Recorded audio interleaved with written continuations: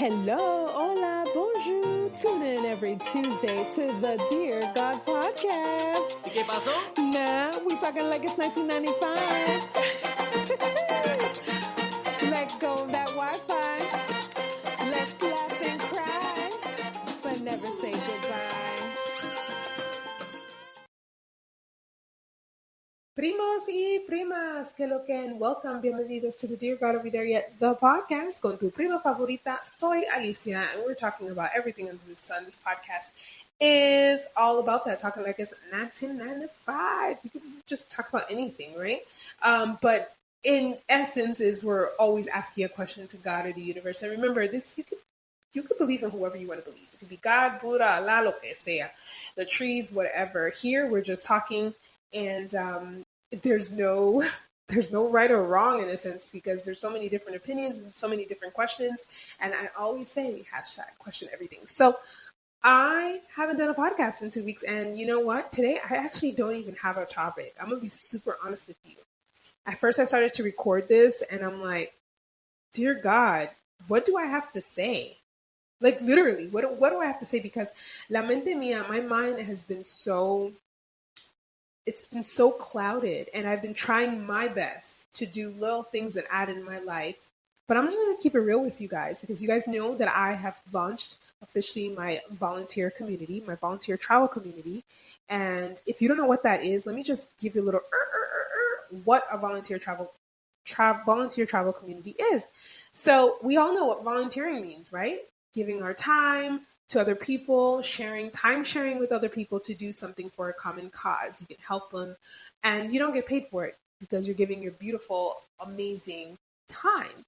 And traveling, volunteer travel, is you're traveling and you put volunteering, you put it together, boom, boom, boom, you get the best, cheese and jamon and queso, the best cheese and ham sandwich ever, or whatever you eat. I don't even eat ham. I don't even know why I use that analogy, but that's exactly what it is. I knew that my love for traveling was like insane. I'm obsessed with traveling. I love cultures. I love trying new foods. I love just being in different new surroundings. It's it's a spark of creativity for me. That's eso número uno. 2, helping people. I am very passionate about helping people, but not like cliche in the sense that I can sit and, I do certain things, and I don't do it for recognition, and I don't do it to, and to post it to tell people like, oh, hey, look at me doing this. Like, not to say there's nothing wrong with that. Please don't come at me with that comment that I just made, because that's not what I'm trying to say. What I'm trying to say is that I do it from a place of love. I do it from my heart. I do it from just me. I put myself in those shoes, because if you don't know me, if you don't know my story comes forth a medical background, and medical background meaning me having medical issues. And, there's a lot. If it wasn't for my friends and family and people that were giving me their time, I wouldn't be here. And I know that people say, money does everything. Money does not do everything. And maybe that's what the talk is about today. I don't know. But money doesn't do everything. Money cannot fix everything. Money cannot cure everything. I even can tell you that people are like, well, if you have a really bad sickness, tú puedes ir al hospital y te pueden dar lo que sea.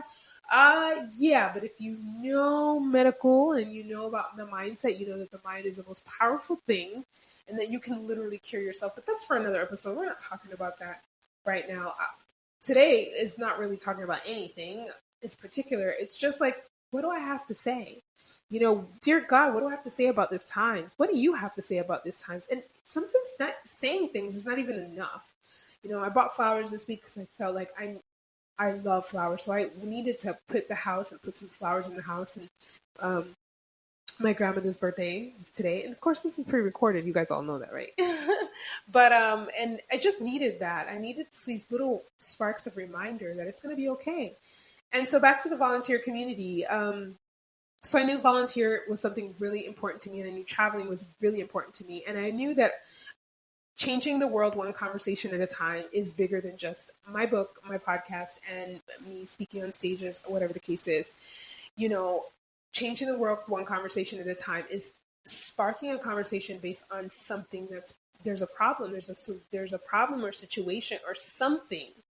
There is something the reason why, and we're looking for our answer. And it might not be a straight answer. It might be an answer full of different solutions. And so that I knew that in my life, every time I had a roadblock, I always asked a question. I was always asking God, dear God, ¿qué voy a hacer? Dear God, how is this going to play into? Dear God, what should I do? Dear God, what do I have to say about this? Should I even say something about this? And through all that is how it came about, wanting to come together with this volunteer community. When I did the IRL, I asked people in real life IRL, you don't know what that is. I asked them, like, what is this? What is that? And I was getting information, and people were telling me they wanted their children to be involved in volunteering. They wanted to raise socially conscious children. That is so freaking important. Let's rewind that. Mommies that you're listening, socially conscious children is important. Not manganzones that feel entitled and privileged. And, when I say that, it's because growing up, I knew what it was. I knew what the worth of $1 was. My dad wasn't just going to give us $1 just to give it to us, Like, I knew what hard work was. I knew I had gratitude for what we had. And I also had gratitude for giving to others too.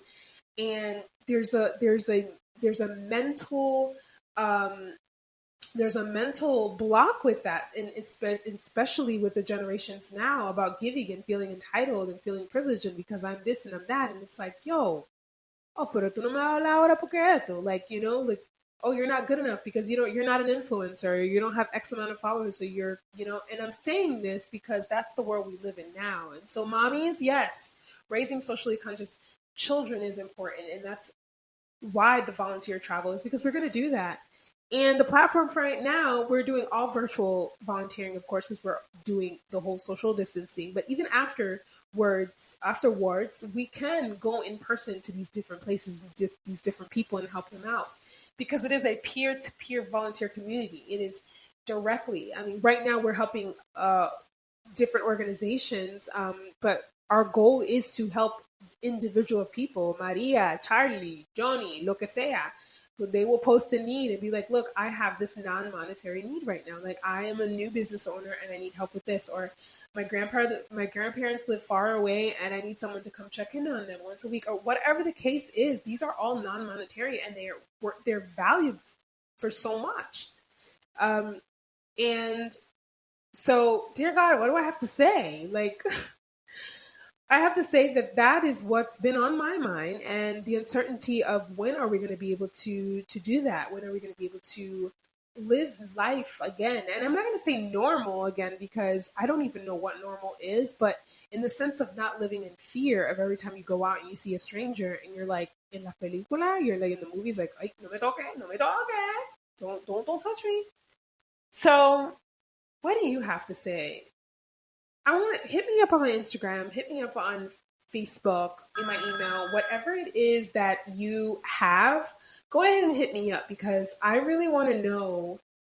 I'm really curious. What do you have to say about all this, and how is it impacting you and affecting you? And what are you thinking about? Maybe you have a side hustle or a business or a brand or whatever the case is, and you're trying to make this work. And with the uncertainty of things, you're just like kind of lost for words.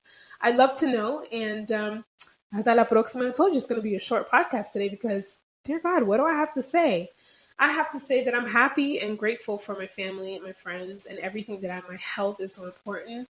And I'm actually very grateful for just sometimes not even needing to speak about certain things, because it's all about control and self-control and respect. So when I see things that people are talking about the news or seeing this, it's like sometimes it's just for your own sanity, you just kind of keep quiet, not because you don't want to question everything or you don't want to challenge everything, but sometimes it's just like you don't always have to do that. And so, or when my dad calls me, they say, I saw this on the news, and I'm like, what are you watching? Because they make up most of that stuff.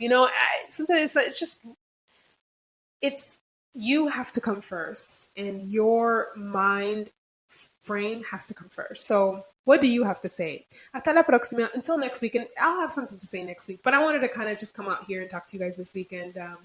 Don't forget, if you want to be a volunteer, it's absolutely free to volunteer, and you can do it from home, and it literally takes like a minute, 30 minutes, 2 hours, lo que sea. It doesn't take a long time. It's another thing.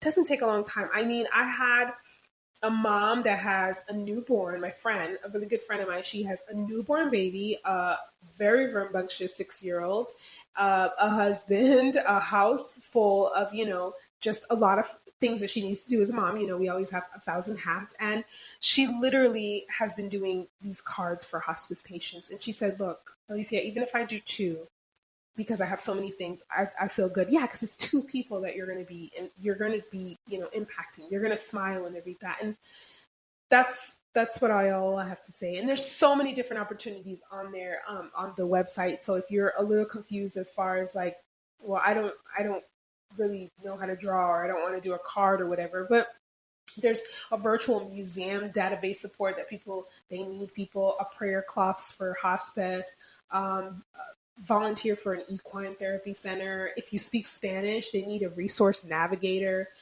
You can even, if you're African American or Latino, you can also record audiobooks. There's so much in here calling people that are grieving from loss of loved ones in COVID-19.